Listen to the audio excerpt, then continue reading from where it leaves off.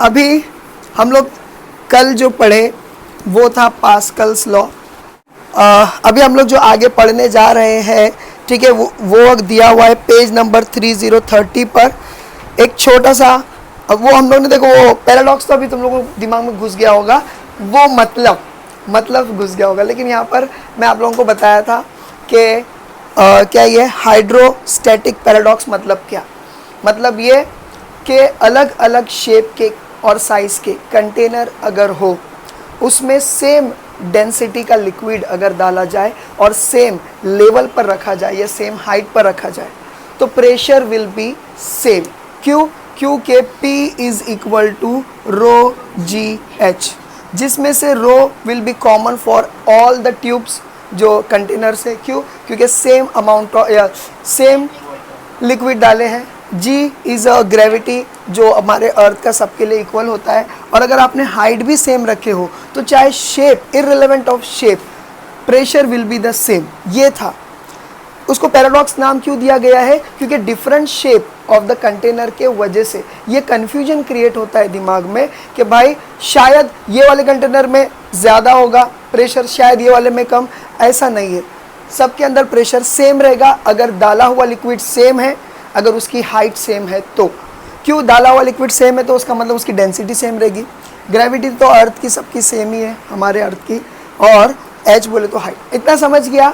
ठीक है। अब इसके बाद मैंने एक और चीज़ आप लोगों को बोला था कि अगर किसी कंटेनर में कोई लिक्विड अगर लिया हुआ है तो ऐसा माना जाता है कि liquid arrange themselves according to the layers.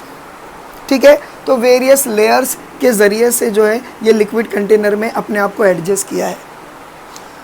ठीक है, ये लेयर 1, लेयर 2, ऐसा बहुत सारी लेयर है। इस लेयर पे अगर सपोज करो इस पॉइंट पे जो भी प्रेशर पड़ रहा है, ठीक है, जो भी प्रेशर पड़ रहा है वो यहाँ से लेकर यहाँ तक सारा एक लेयर पे एक ही टाइप का प्रेशर पड़ेगा। समझ में आया? एक लेयर पे एक ही टाइप का प्रेशर पड़ेगा। समझ में आया? और दूसरा हम लोगों ने क्या पढ़े कि अगर मैंने इसके ऊपर और प्रेशर एग्जर्ट कर दिया सपोज करो, तो वही प्रेशर टिल द एंड चलेगा। 10 इधर भी ऐड होगा, इधर भी ऐड होगा, इधर भी ऐड होगा, इधर भी ऐड होगा, यानी 10 टिल द लास्ट और ऐड होता जाएगा। समझ में आया? दूसरे वाले लेयर पे पहले वाले लेयर का प्रेशर है प्लस ग्रेविटी उसको खींच रही, वो एक प्रेशर अलग है। तीसरे वाले पे पहले का, दूसरे का और ग्रेविटी का वो एक अलग प्रेशर है। इन शॉर्ट सबसे ज़्यादा प्रेशर कहाँ पर रहेगा? बॉटम वाले पर। सबसे लोएस्ट प्रेशर कहाँ पर रहेगा? फर्स्ट वाले पे। इतना समझा? ठीक है, अभी ज़रा ध्यान से ये हटा दूँ। ठीक है, अभी हम लोग ये समझने जा रहे हैं कि हाइड्रोस्टैटिक पैराडॉक्स जो है ये मतलब डिफरेंट शेप के कंटेनर्स होने के बावजूद भी प्रेशर एक जैसा क्यों पड़ रहा है, उसको समझाने के लिए आपके टेक्स्ट बुक में पेज नंबर 3030 उसमें राइट हैंड साइड पे स्मॉल बी वाला जो डायग्राम है, देखो ऐसा कुछ बनाया गया है, उल्टा समोसा, मगर उसका एक जगह पर बेस ऐसा चपटा रखा गया है। बराबर है? अभी देखो इसमें वो क्या बताने की कोशिश कर रहा है, ज़रा ध्यान से देखो। अब ये लाइन क्यों बना रहा हूँ मैं बताता हूँ, ज़रा ध्यान से देखो। ठीक है, ये लाइन को ध्यान में रखो। अब ज़रा ध्यान से सुनो। कोई भी लिक्विड जब कभी भी पोर करते हैं किसी भी कंटेनर में, तो वो क्या करता है? परपेंडिकुलर फोर्स अप्लाई करता है against the wall of the container. अरे बोला था कि नहीं? Against the wall of the container. लेकिन यहाँ पर ये लाइन सीधी है क्या? ये हल्की सी ऐसी है ना, स्लांटिंग लाइन है। तो याद रखो यहाँ पर जो स्ट्रेट बनेगी कि नहीं पता नहीं, हाँ ऐसी बनेगी। फोर्स कैसा रहेगा? ऐसा रहेगा। समझ में आया? अब ज़रा ध्यान दो कि this could be resolve into 2। ठीक है, इसको दो तरीके यानी कि 2 इसमें रिजॉल्व कर सकते हैं। अगर मैं इसको थीटा लेता हूँ तो ये हो जाएगा कॉस थीटा और ये हो जाएगा साइन थीटा। ठीक है, अभी ज़रा ध्यान से देखो मैं आपको क्या एक्सप्लेन करने जा रहा हूँ। डिफरेंट शेप के कंटेनर होने के बावजूद अगर सेम लेवल का यानी सेम लिक्विड सेम लेवल तक अगर फील करते हैं तो सबके बेस पे सेम अमाउंट ऑफ प्रेशर क्यों पड़ता है, इसका एक्सप्लेनेशन देने जा रहा हूँ।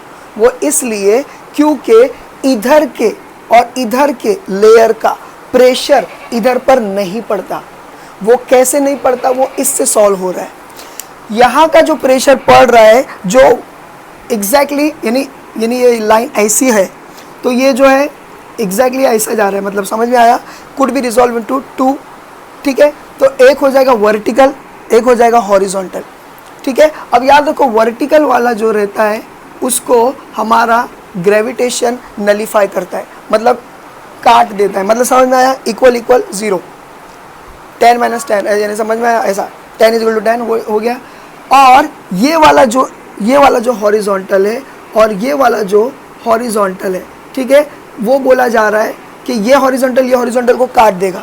अब इसको इमेजिन करना थोड़ा सा मुश्किल हो जाता है कि ये वाला इधर वाले से कैसा मैच होगा और कैसा कट करेगा। तो आपको एक एकदम सिंप्लिसिटी बताता हूँ कि कंसीडर करो कि ये जो है, ये दोनों भी फोर्स इसमें मर्ज हो जाते हैं, और आपको पता है कि जो फोर्स यहाँ है वो फोर्स यहाँ पे ही रहेगा, वो फोर्स यहाँ पर भी रहेगा। कुछ समझ में आया?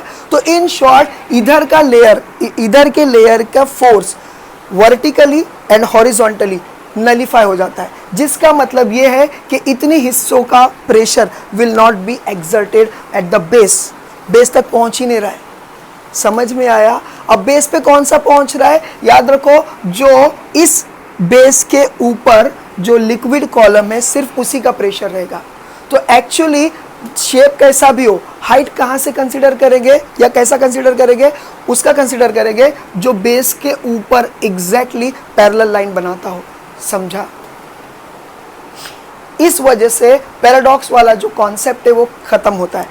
किसको नहीं समझा? देखो एकदम सिंपल है, कोई भी शेप का हो, आपको क्या दिमाग में रखना है कि ये कंटेनर के बेस पर जो प्रेशर पड़ेगा वो दो पैरेलल लाइन एज्यूम करना है, तो उतने एरिया का ही लिक्विड इसके ऊपर प्रेशर मार रहा है। फिर वो चाहे शेप कैसा भी हो, कोई भी शेप हो, आप उसको दो इसमें वेक्टर्स में रिजॉल्व कर सकते हैं। तो कैसा करेंगे? एक इधर। वर्टिकल वाला will be balanced by the gravitational force, तो इसका फोर्स गया। और ये जो हॉरिजॉन्टल है, ऐसा बोला जाता है कि ये हॉरिजॉन्टल और ये हॉरिजॉन्टल एक दूसरे को नलीफाई करता है। अगर वो बात को दिमाग में घुसाने के लिए वो टफ लग रहा है तो खाली इतना समझ लो कि ये लेयर में अपने आप को वो कर देता है, यानी इसका फोर्स इस लेयर के साथ मर्ज हो जाता है। और आपको पता है कि सारे यानी हॉरिजॉन्टल लेयर में प्रेशर तो हर जगह इक्वल है। समझ में आया? तो ये हो जा रहा है। इन शॉर्ट इधर के पानी का, लिक्विड का फोर्स मतलब एप्लीकेबल होता ही नहीं है टू द टोटल फोर्स में ऐड होता ही नहीं है। अब समझा? तो कोई भी शेप हो, क्या हो जाएगा? पैराडॉक्स यहाँ पर ऐसा समझाया जा रहा है। इतना समझा आप लोगों को? समझ में आया? अभी देखो एक चीज़ बोली गई है, पास्कल्स लॉ तो हम लोगों ने कल देखे हैं। अभी applications of Pascal's law, Pascal law का एप्लीकेशन हम लोग को देखना है। ज़रा ध्यान से देखो। पहली बात तो पास्कल्स लॉ क्या था, पहले ये समझो कि भाई अगर जो भी फोर्स, यहाँ देखो, जो भी फोर्स अगर हम लोग एग्जर्ट करेंगे वो फोर्स सब पर आते जाएगा इक्वल। 10 है तो 10 10 10 हर लेयर पे जाएगा। लेकिन हमको ये भी पता है कि निचले वाले लेयर के ऊपर हाईएस्ट अमाउंट ऑफ प्रेशर होता है। तो पास्कल लॉ के जरिए से और इस कॉन्सेप्ट के जरिए से हम लोग छोटे से प्रेशर से बड़ा प्रेशर क्रिएट कर सकते हैं।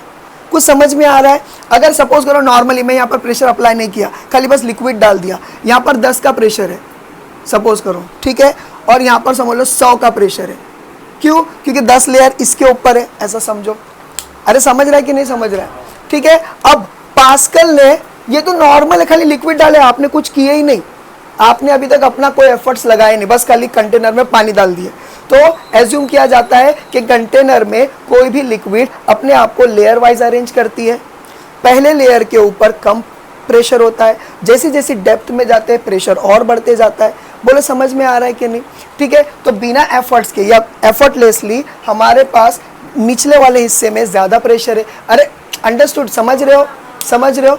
अब उस बेसिस पे अगर पास्कल लॉ अप्लाई किया जाए, पास्कल लॉ क्या बोलता है कि आप पहले लेयर पे जितना फोर्स मारो, 10 का फोर्स मारे तो 10 विल बी एक्चुअली इक्वली नीचे तक जाएगा। मतलब समझ में आया, यहाँ पर 20 का था तो 20 में और 10 ऐड हो जाएगा, यहाँ पर 30 का था तो 30 में और 10 ऐड हो जाएगा, 40 का था, चौथे लेयर पे 40 का प्रेशर था, उसमें और 10 का ऐड हो जाएगा जो अपन ने अप्लाई किए। ऐसा करते करते तो यहाँ पर और 10 अप्लाई हो जाएगा। कुछ समझ में आ रहा है कि नहीं आ रहा है? अरे समझ में आ रहा है। तो ये ऐसा ऐड होते जाएगा। तो थोड़ा सा प्रेशर अप्लाई करने से और भी ज़्यादा प्रेशर हम लोग क्रिएट कर सकते हैं, ऐसा पास्कल लॉ के ज़रिए से हमको पता चला। इतना समझा? इस बात को ध्यान में रखते हुए बड़े बड़े यानी कि छोटा सा प्रेशर अप्लाई करके बड़े बड़े प्रेशर क्रिएट करके बड़ी से बड़ी गाड़ी को ऊपर उठाया जाता है। अभी देखो आप लोगों ने देखे होंगे बड़ी बड़ी गैरेज, या आपने ये राइट टर्न की तरफ जाते हैं तो देखो यहाँ पर कार वॉश होती है, पता नहीं पहला होती थी या होती है अभी भी। क्या हो जाता है में, वो कुछ मशीन चालू करते तो वो कार को उस पर खड़े करते हैं और वो कार आहिस्ते आहिस्ते ऊपर होती है ताकि वो नीचे का कुछ भी उन लोगों को चेंजेस करना हो। तो अब 4 आदमी आके गाड़ी नहीं उठा सकते, नहीं तो वो आदमियों को उठाना पड़ेगा। तो क्या हो जाएगा कि वो कार को उठाने के लिए अब कितना प्रेशर लगाने का, ज़्यादा प्रेशर नहीं लगाने का, थोड़ा प्रेशर लगाने का, और वो कार ऊपर उठती है। कैसा उठती है वो मैं अभी एक्सप्लेन करता हूँ। तो देखो सबसे पहले यहाँ पर बोला गया है एप्लीकेशंस ऑफ पास्कल्स लॉ में 2 एग्जाम्पल्स दिया हुआ है। Pascal's, application of Pascal's law में 2 एग्जाम्पल दिया हुआ है। एक है हाइड्रोलिक लिफ्ट और दूसरा होता है हाइड्रोलिक ब्रेक्स। हाइड्रोलिक लिफ्ट और हाइड्रोलिक ब्रेक्स, ब्रेक्स तो बाद में देखेंगे, पहला हाइड्रोलिक लिफ्ट। अभी यहाँ पर देखो एक कंटेनर है, ठीक है, और which is been attach to the big container. या अल्लाह, और ज़्यादा बड़ा बना देता हूँ, ठीक है, ये बड़े कंटेनर, ठीक है। यहाँ पर पिस्टन है, दोनों की हाइट इक्वल है, यस, एट इक्विलिब्रियम दोनों की हाइट इक्वल है। ये पिस्टन है इसका, ठीक है, यहाँ पर they are interconnected with each other. यहाँ पर भी एक पिस्टन है, ठीक है। अब देखो यहाँ पर लेबलिंग बुक के हिसाब से दे रहा हूँ मैं। पिस्टन को उसने नाम दिया हुआ है S1 और यहाँ पर नाम दिया हुआ है S2, ठीक है। इसके ऊपर जो प्रेशर है उसको बोला गया है P1, इसके ऊपर जो प्रेशर अभी आने वाला है वो आएगा P2। हाँ, ये दोनों कंटेनर बिना किसी एयर गैप के फुल ऑफ लिक्विड से भरे हुए हैं, सेम डेंसिटी के लिक्विड से। यानी यहाँ पर जो लिक्विड है ये यहाँ से पास होकर यहाँ पर भी वही लिक्विड है। बोलो समझा? यहाँ पर सरफेस एरिया ज़्यादा है, ए लिखा है कि सरफेस एरिया के लिए लिखा है, A2 लिखा है, इसका सरफेस एरिया A2 है, इसका सरफेस एरिया A1 है। ये हमारे कंट्रोल में, इसको हम दबाएंगे तो यहाँ पर ज़्यादा फोर्स कैसा क्रिएट होगा हम लोग प्रैक्टिकली देखेंगे, मतलब करके नहीं देखेंगे, सॉल्व करके देखेंगे। समझ में आया? तो ये ऐसा होता है, ठीक है। अब क्या हो जाता है, इस पे रखेंगे कार, ठीक है। अब देखो ऑलरेडी इसमें प्रेशर है due to the liquid, due to the liquid. अब देखो क्या किया जाएगा, इसके ऊपर हल्का सा प्रेशर मारेंगे, हल्का सा प्रेशर मारेंगे तो वो प्रेशर, पास्कल लॉ क्या बोलता है कि आप लिक्विड में कहीं पर भी, यानी अपर सरफेस लोअर सरफेस कहीं पर भी प्रेशर मारो, वो प्रेशर इक्वली डिस्ट्रीब्यूट होता है टू ऑल द लेयर्स। तो वो यहाँ से यहाँ तक पूरा जाएगा, लेकिन वो लेयर में ये भी लेयर शामिल है तो यहाँ पर भी जाएगा। जैसा यहाँ गया तो ये सारे लेयर में भी प्रेशर बढ़ेगा, और प्रेशर बढ़ेगा तो पानी will try to move up, क्योंकि ये इतना वो है सख्त कि तोड़कर जा नहीं सकता पानी, तो डेफिनेटली ये मूवेबल है। दोनों पिस्टन क्या है, पिस्टन मूवेबल है, तो ये अपवर्ड जाएगा। अब देखो ये कैसा हो जाता है, पी प्रेशर का फॉर्मूला क्या है, बोलो जल्दी से। नहीं रो जी एच नहीं, ये वाला बोलो, फोर्स से रिलेटेड क्या है, परपेंडिकुलर फोर्स अपॉन एरिया। इसका फोर्स 1, इसका एरिया 1, बोलो सही कहने। एंड P2 क्या है, F2 अपॉन A2, बोलो सही कहने। एट इक्विलिब्रियम मतलब ऐसी कंडीशन जहां पर दोनों पिस्टन जो है इक्वल है। तो हम लोग एक चीज देख सकते हैं, F यानी कि उस टाइम पे क्या हो जाएगा, pressure 1 is equal to pressure 2, pressure of this piston is equal to pressure of this piston. इसका मतलब हम लोग क्या कर सकते हैं, F1 upon A1 is equal to F2 upon A2, बोला सही है कि नहीं। अभी हमको मालूम है कि हम लोग यहाँ पर 10 का जो है प्रेशर लगा रहे हैं, लेकिन यहाँ कितना प्रेशर क्रिएट हुआ ये नहीं मालूम। अगर ये नहीं मालूम है, मालूम करना है तो इसको यहाँ रखो, बाकी सबको यहाँ फेंक दो। तो यहाँ पर फेंकेंगे, समझ में आया, F2 का प्रेशर कितना हो रहा है, यानी यहाँ पर कितना फोर्स क्रिएट हो रहा है हमको वो देखना है। तो क्या करना चाहिए, इसको यहाँ डाल देना चाहिए, तो क्या हो जाएगा F1 into A2 upon A1 is equal to F2। ये फॉर्मूले के ज़रिए से हम पता कर सकते हैं कि हमारे अप्लाइड फोर्स के वजह से कितना ज़्यादा फोर्स वहाँ पर प्रोड्यूस हो सकता है। मिसाल के तौर पे देखो मैं बोलता हूँ, जैसे कि मान लो कि F2 हम लोगों को जानना है, ठीक है, और मैंने जो फोर्स लगाया वो 10 न्यूटन का लगाया। यहाँ पर ये पिस्टन पे कितना लगाया, 10 न्यूटन का लगाया।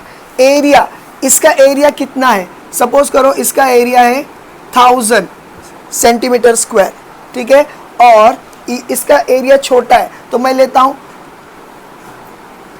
10 सेंटीमीटर स्क्वायर, समझ लो इतना लेता हूँ सपोज करो, ठीक है। मैं क्यों ये ले रहा हूँ राउंड फिगर, ताकि कैंसलेशन में आसानी हो, समझ में आया। तो ये ले लिया, तो देखो क्या हो सकता है, ये कैंसिल हो सकता है, ये कैंसिल हो सकता है, मतलब कितना हो गया 100 और इंटू 10 कितना हो गया 1000 न्यूटन जितना फोर्स हुआ क्रिएट, जबकि मैंने सिर्फ 10 का लगाया था। अरे कुछ समझा तो गाड़ी फट से लिफ्ट हो जाएगी ऊपर, समझ में आ गया आपको। तो पास्कल लॉ के ज़रिए से थोड़ा सा भी प्रेशर या फोर्स लगाने से क्या हो जाता है, ज़्यादा प्रेशर क्रिएट होता है या ज़्यादा फोर्स क्रिएट होता है, जिस वजह से हैवी चीज़ आपका छोटा सा एफर्ट है, बाकी दूसरी जगह पर वो हैवी गाड़ी ऊपर उठ जाती है। समझ में आ गया, हो गया। अब जरा आगे देखो, दूसरा होता है हाइड्रोलिक ब्रेक्स। अभी देखो आपकी बुक में ठीक से नहीं बताया है और मैं भी ठीक से नहीं बनाऊंगा, लेकिन कोशिश करूंगा कि ठीक से बनाऊं। सपोज करो ये है पहिया, समझ आ, ये क्या है, पहिया, और इस पहिए में ये जो हिस्सा है ये ब्रेक लगाने के लिए काम में आता है, ठीक है। मान लो ना वो ब्रेक होते गाड़ी में, देखो गाड़ी की जो स्टील वाली चमकती हुई रिम रहती है उसके ऊपर तो ऐसा रहता है कुछ ब्रेक, जैसे आप ब्रेक दबाते हो वो उस रिम को पकड़ता है, गाड़ी रुक जाती है। हाँ साइकिल पे वो रहता है, लेकिन साइकिल का नहीं है, ये अलग है, साइकिल से कंपेयर नहीं करना। ऐसा कुछ तो भी है, ठीक है, ऐसा नहीं इधर रहेगा, छोड़ेगा, ठीक है। ये कार का टायर है, ठीक है। अब इसका कनेक्शन एक ट्यूब से है,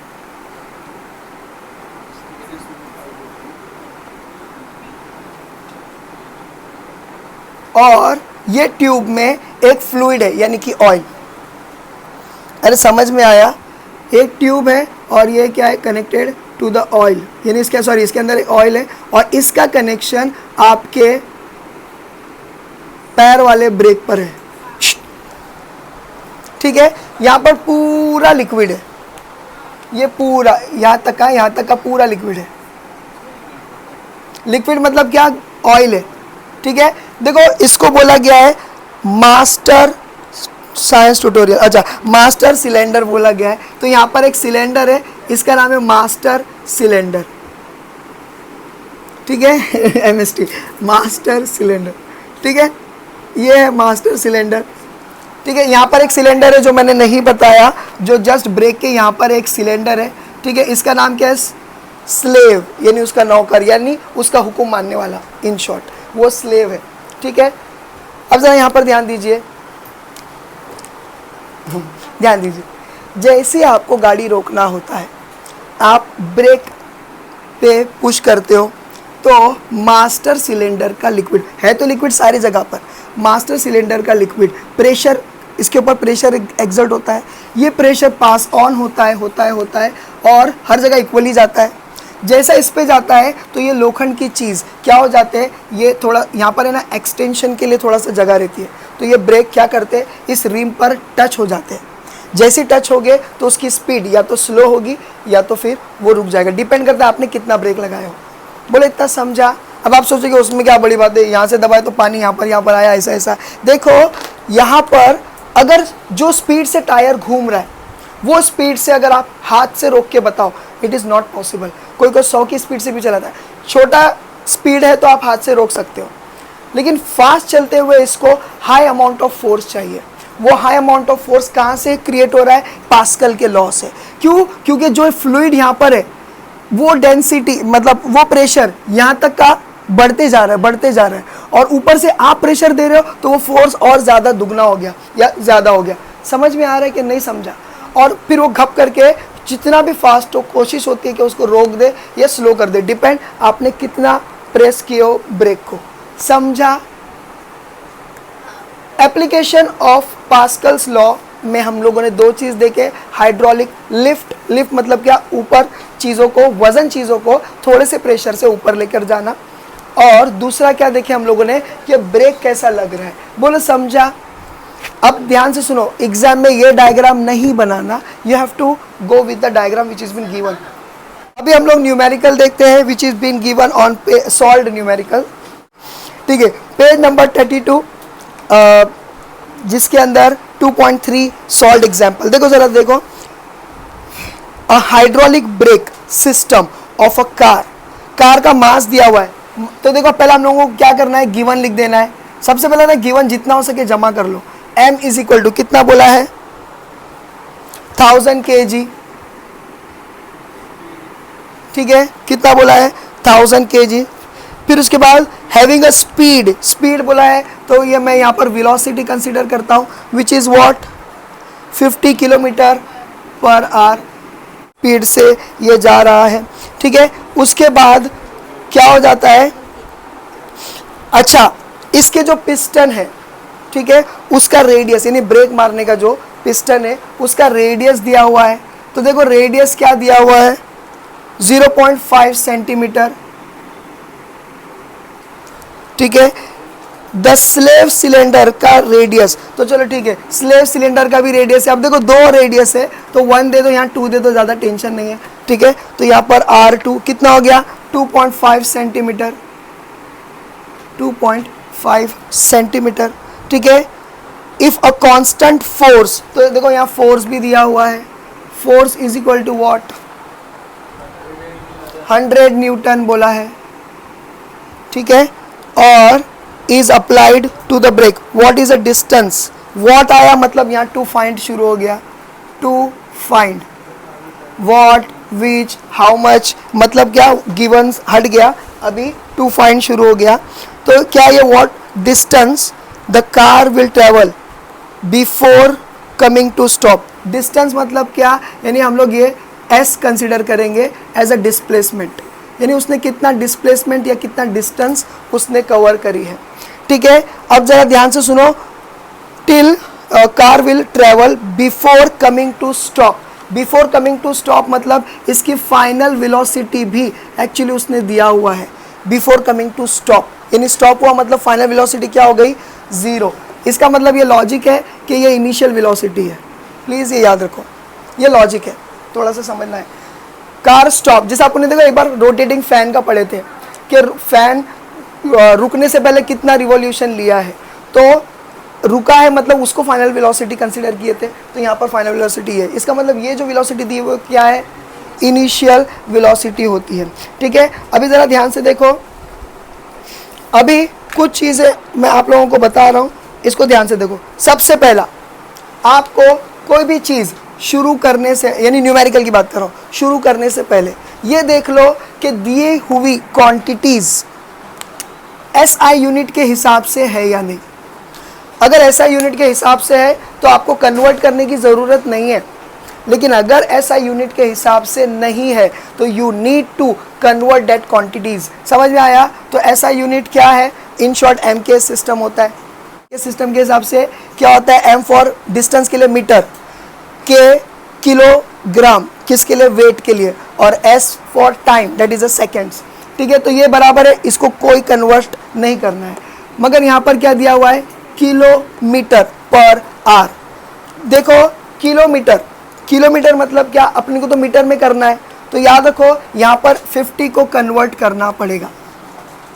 ठीक है, किलोमीटर पर आवर बोला है, आर भी नहीं चाहिए, सेकंड चाहिए। इन शॉर्ट हमको यहाँ पर चाहिए मीटर पर सेकंड की वैल्यू चाहिए। 1 किलोमीटर इज इक्वल टू कितना मीटर होता है, 1000 होता है। ठीक है, 1000 मीटर होता है पर आर, एक आर बराबर ऐसा ही लिखते। आर मतलब क्या होता है, 60 सेकेंड है, 60 मिनट्स, मिनट को भी सेकेंड में कन्वर्ट करेंगे तो कितना होगा, 3600 सेकेंड। इतना समझा? मैं एक की वैल्यू निकाल रहा हूँ, अगर एक की वैल्यू निकालेंगे तो देखो कैसा कन्वर्ट करेंगे, 0 0 कैंसल, 0 0 कैंसिल।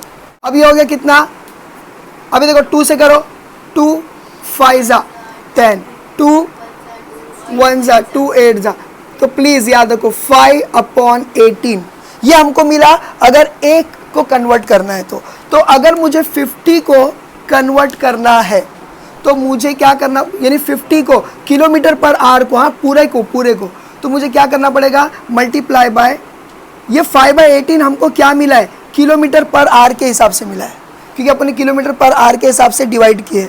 तो मुझे अगर 50 किलोमीटर पर आवर को कन्वर्ट करना है, समझ में आया, इनटू मीटर पर सेकंड, तो मेरे को 15/18 से करना पड़ेगा। कुछ समझा, ये एक तरीका है। तो कितना हो जाएगा, 5 मैं करूँ 250 होता है, समझे, अपॉन 18 होता है। चलो ये भी कर लो जल्दी से। अच्छा इसको कट कर सकते हैं ना, 2 1 जा 2 2 जा 2 5 जा बराबर है, और ये क्या है 2 9 जा। चलो इसको इतना ही रहने दो, 125/9 मीटर पर सेकेंड। बोलो समझा, कन्वर्टिंग या कन्वर्जन फैक्टर समझा आप लोगों को। देखो ये एक तरीका है। तो यहाँ पर क्या हो जाएगा, इन शॉर्ट मैं इसको हटा के अभी लिख दूँ 50 किलोमीटर पर आवर को डायरेक्टली ये लिख दूँ, चलेगा। तो मैं यहाँ लिखता हूँ 125/9 मीटर पर सेकेंड। अब समझा, बहुत गरीबी में लिखा हूँ, इतना समझा। एक काम करो पहले ये लिख लो, क्योंकि मैं ये रब करने वाला हूँ फौरन। अच्छा एक और तरीका है कन्वर्टिंग फैक्टर का, ज़रा यहाँ पर देखो, इसी का कन्वर्टिंग फैक्टर मैं दूसरा भी तरीका बता दे रहा हूँ।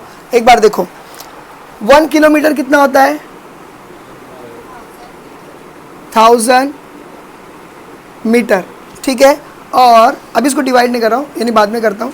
और 1 hour is equal to what, 36 है ना, ये होता है सेकंड, ठीक है। ये तो डायरेक्टली सेकंड में कन्वर्ट हो गया इजीली। अभी इसको कैसा करेंगे, तो देखो अपने पास कितना आया है, 50 किलोमीटर आया है ना, तो 50 इंटू 1000 मीटर।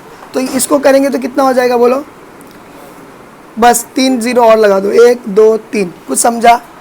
और इसको डिवाइड अगर 3600 से भी करेंगे आपको आंसर वही आने वाला है।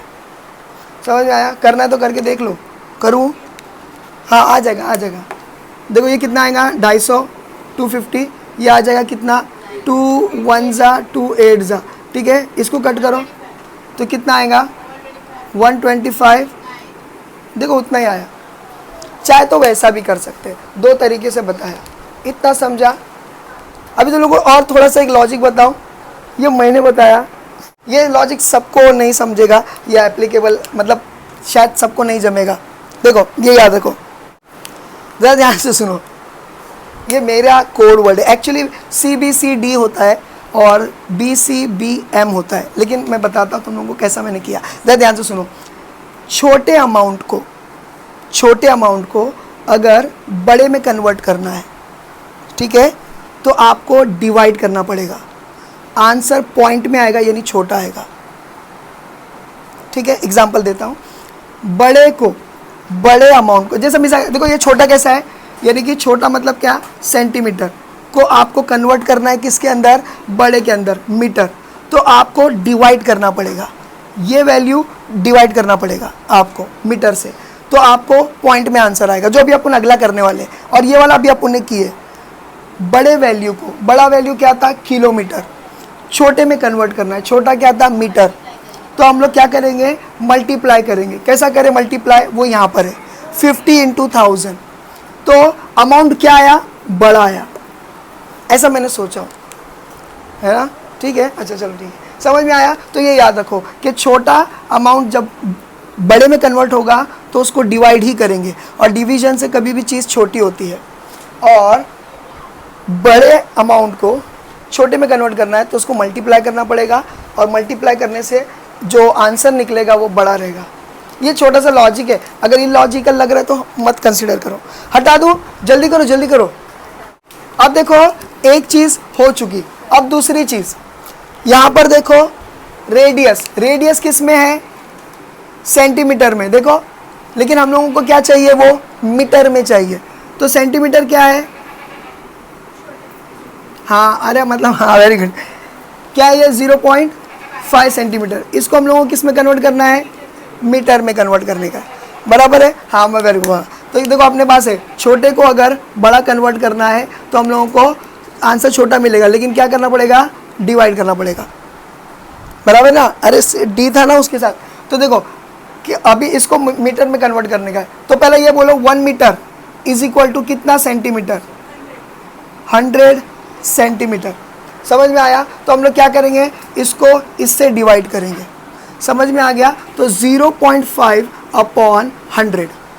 अब देखो आपको पता है 0.5 अपॉन 100 हुआ, ये वैल्यू छोटी होंगी, ये अपने को दिमाग में है। इसका मतलब क्या, अगर मैं एक जीरो हटाऊं तो कितना होएगा 0.05, अगर एक और जीरो हटाओ तो कितना होगा 0.005।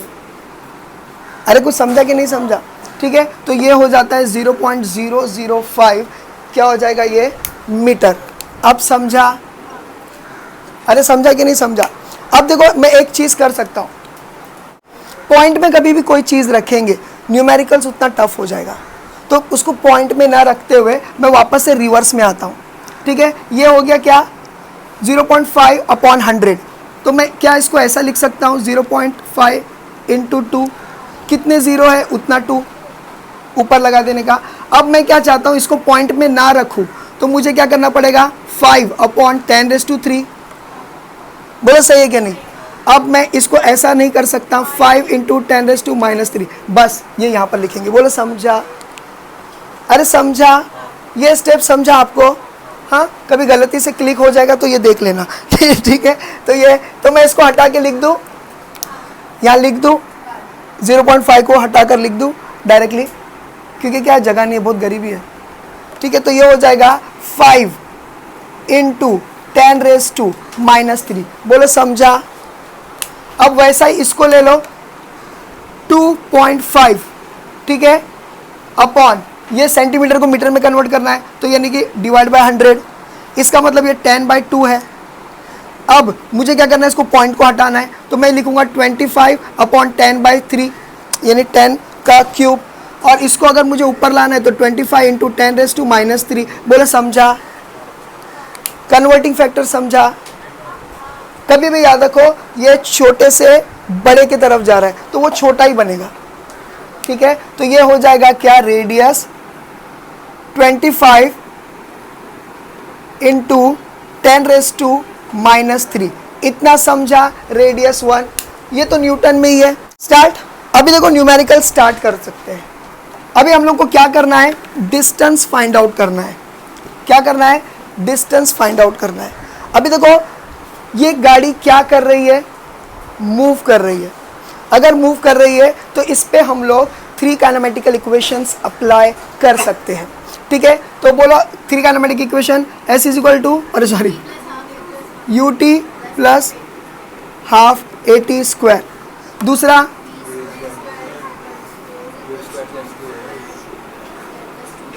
तीसरा,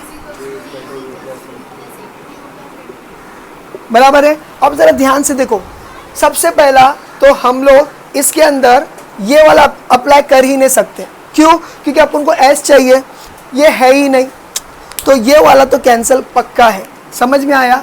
अब 2 जगह पर S है, एक यहाँ पर है, एक यहाँ पर है। हम लोग ये दोनों में से ले सकते हैं, मगर ध्यान से देखो क्या हमको यहाँ पर टाइम दिया हुआ है, टाइम दिया हुआ, पर सेकंड को टाइम मत गिनो, वो तो उसकी स्पीड है। तो यहाँ पर टाइम है, देखो यहाँ 2 जगह पर टाइम है, यहाँ पर टाइम है नहीं है, तो यानी कि टाइम हमारे पास नहीं है गिवन में, तो हम लोग ये भी नहीं ले सकते। तो एक लॉजिक बैठ रही है कि भाई अब इसको तो ले सकते हैं हम लोग। समझ में आया, v²। लेकिन हमारे पास एक चीज़ नहीं है, एक्सेलरेशन नहीं है। तो देखो एक्सेलरेशन को मगर हम लोग ले सकते हैं, that is a force is equal to mass upon, sorry, force is equal to mass into acceleration. बोलो इतना समझा, लेकिन कहानी में एक ट्विस्ट है, मैं बताता हूँ। इतना समझा, इन शॉर्ट हम लोगों को ये रास्ते से जाना है। रास्ता तो समझ गया, क्या है वो रास्ता, v² is equal to u² plus 2as। Finally हम लोगों को यहाँ पर पहुँचना है, लेकिन उसको पहुँचने, ये यहाँ पर पहुँचने से पहले a ढूंढना ज़रूरी है।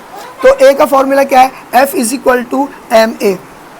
अब आप बोलेंगे सर मास है 1000, और एफ है, एफ कहाँ है, एफ क्या है 100। मगर प्लीज याद रखो, जरा ध्यान से सुनो, यहाँ पर इसने अपने को क्वेश्चन में एक हिंट दिया हुआ है कि यहाँ पर हाइड्रोलिक ब्रेक लग रहे हैं। हाइड्रोलिक ब्रेक कौन सा रूल फॉलो करता है, बोलो जल्दी से, Pascal's law. Pascal's law follow करता है। और हाइड्रोलिक प्रेशर हो या फिर हाइड्रोलिक लिफ्ट हो या हाइड्रोलिक ब्रेक हो, उसका फॉर्मूला क्या है, F2 इज इक्वल टू, अरे है ना, F2 इज इक्वल टू, बोलो क्या है, F1 A2 अपॉन, बोलो समझा। पहला ये वाला F फाइंड करने का अपने को, ये जो F दिया हुआ वो F1 है एक्चुअली, समझ में आया। ये वाले F को हम लोग उसमें डालेंगे। ये एक हिंट है क्वेश्चन में अपने को दिया हुआ है, जो अपने को समझना है कि हाइड्रोलिक ब्रेक्स लग रहे हैं, तो फोर्स ये वाला लेंगे हम लोग, ये वाला नहीं लेंगे। अगर ले लेंगे तो लेकर देखो आंसर नहीं आएगा, समझ में आया। तो देखो F2 अपने को फाइंड करना है। एक बार F फाइंड हुआ, फिर हम लोग MA वाला जो है फॉर्मूला अप्लाई कर सकते हैं। फोर्स 1 क्या है, 100 है।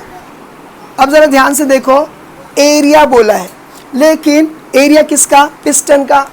क्यों, क्योंकि देखो यहाँ रेडियस दिया है, तो रेडियस है मतलब वो पिस्टन कैसा है, सर्कुलर है, और ये रेडियस दिया हुआ है। सर्कुलर का एरिया क्या रहता है, pi r square, pi r square. कुछ समझा, थोड़ा सा लॉजिक लगाना पड़ रहा है। अरे समझ रहा है कि नहीं समझ रहा है कि पिस्टन उसने रेडियस में दिया है, रेडियस देकर उसने हिंट दिया है कि ये सर्कल है। अगर सर्कल है तो सर्कल का एरिया क्या रहता है, पाई आर स्क्वायर। तुम लोग को समझा।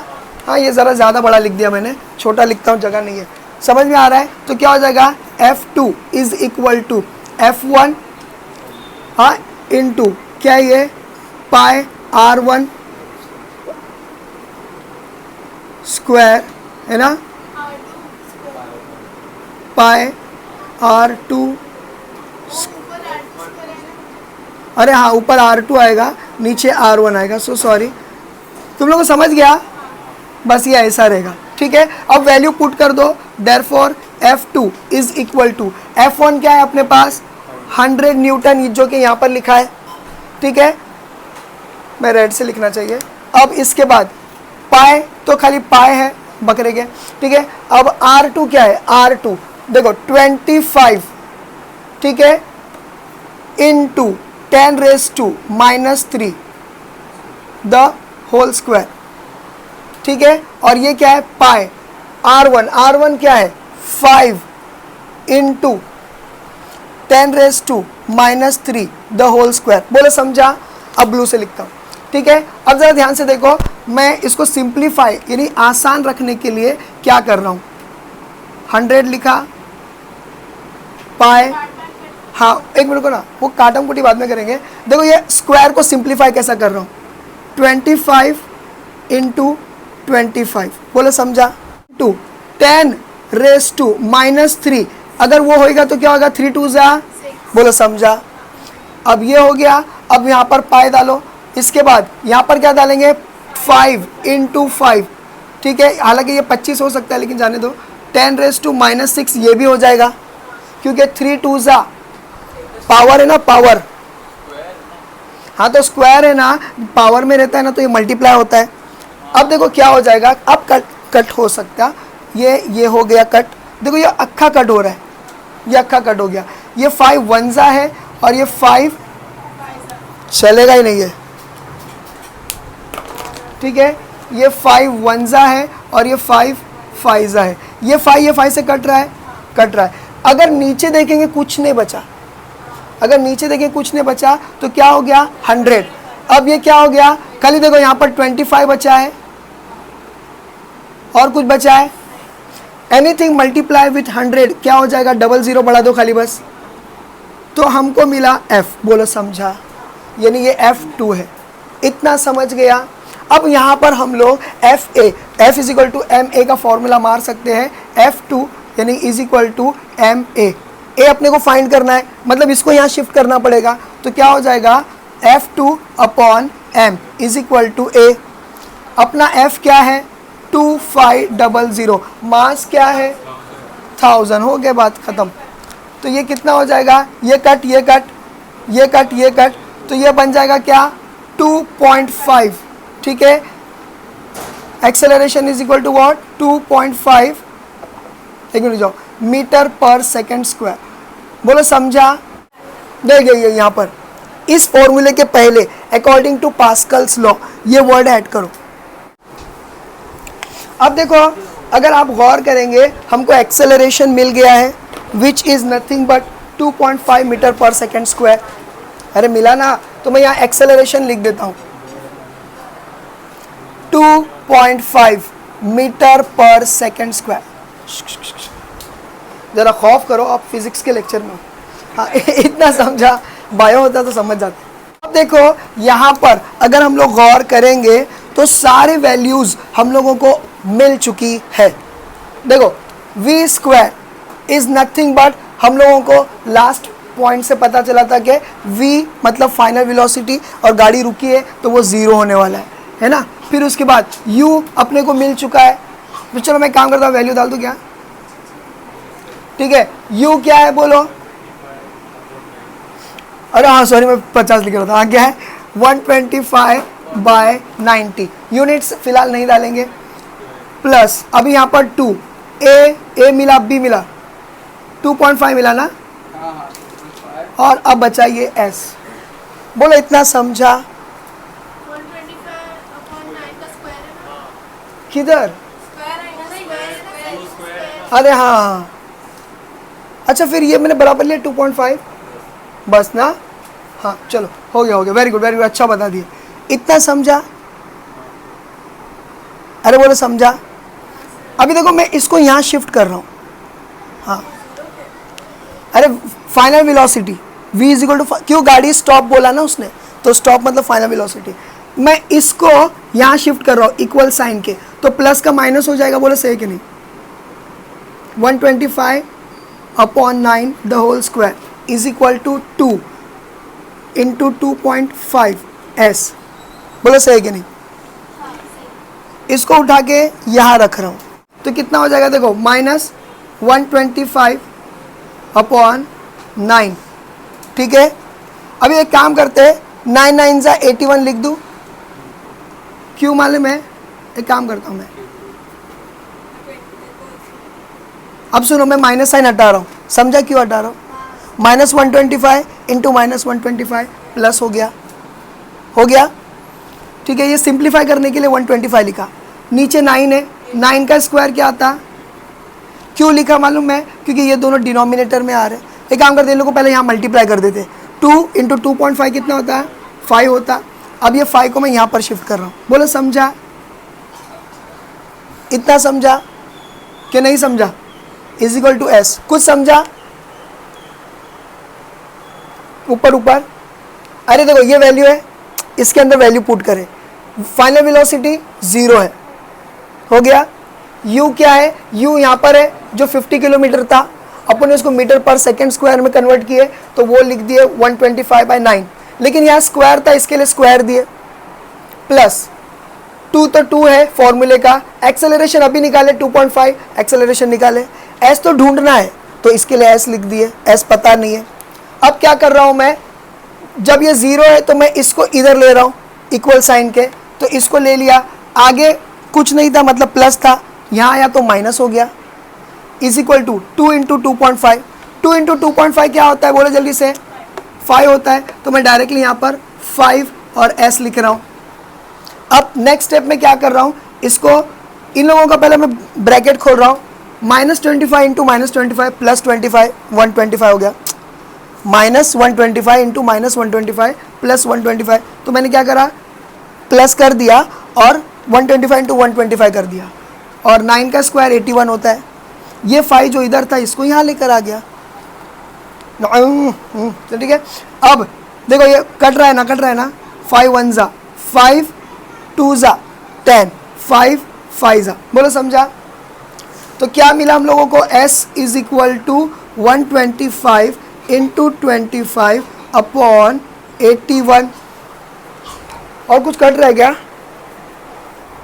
हाँ नहीं कट रहा है, बाप रे। चलो अब इसको हम लोग सॉल्व करेंगे। देखो सॉल्व कैसे करेंगे ज़रा देख लो, ये 5s था, यहाँ रफ वर्क बहुत बड़ा चलेगा क्या? अच्छा हाँ, इंटू एस। हाँ अभी ज़रा ध्यान दो, 125 इंटू 25, देखो हाँ हर चीज़ करके दिखा रहा हूँ। 5 5 ज़ा 25, कैरी 2, 5 2 ज़ा 10, 12, 1, 5 1 ज़ा 5 और एक 6, 0, 2 5 ज़ा 10, 0 1, 2 2 ज़ा 4, एक 5, 2 1 ज़ा 2, बोलो समझा? ये हो गया 5, ये हो गया 2, ये हो गया 11 और ये हो गया 3, 3 1 2 5 बराबर है।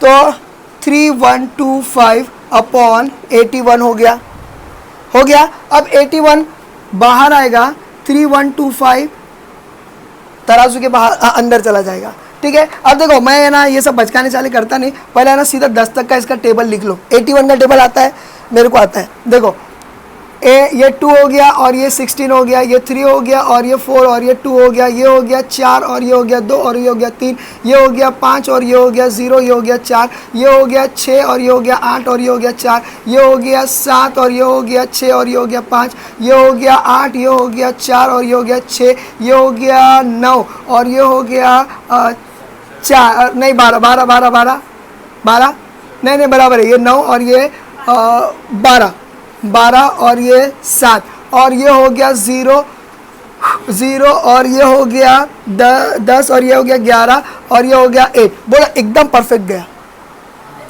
समझ में आया? ये 81 का टेबल है, समझ में आया? अब देखो कैसा करें, क्यों एक साथ लिख दिया ना तो फटाफट हो जाता है यार, दिमाग नहीं खराब होता है। देखो अभी पहले 3 वैल्यू लेंगे, 2 वैल्यू नहीं ले सकते क्योंकि 81 से कम है, तो तीसरी वैल्यू इससे मैच हो रही है, तो कितना आ गया?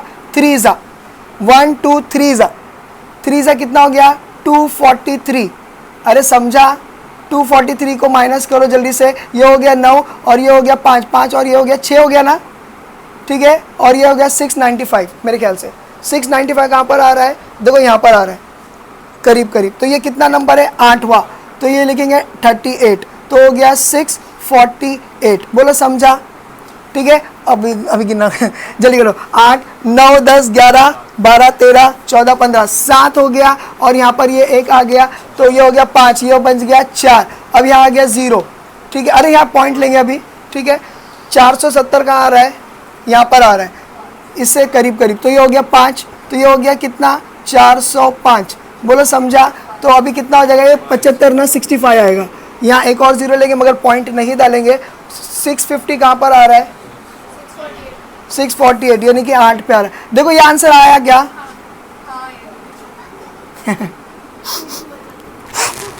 अब देखो इसने क्या किया, यानी कि s इज इक्वल टू 38.58, मगर ये डिस्टेंस है तो ये आ जाएगा मीटर में। With this I and up with my today's lecture.